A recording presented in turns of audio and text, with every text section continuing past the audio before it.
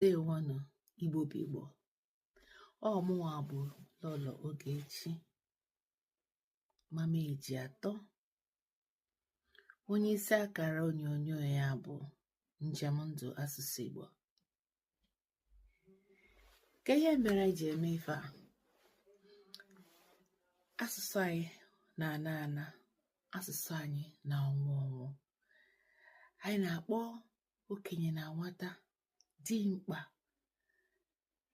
onye niile, onye Igbo niile ka agbakọta aka ka anyị kpọlite asụsụ anyị.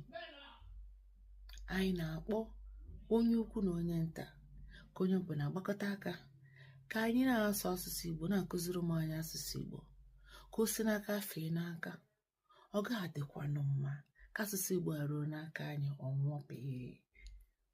Ya mere m jiri bido akara ọmụmụ ihe a na-akpọ Njem Ndụ Asụsụ Igbo, ebe anyị na-akụzi asụsụ Igbo, omenala Igbo na mmemme dị n'ala Igbo, nke a na-akpọ Igbo language, culture and our heritage.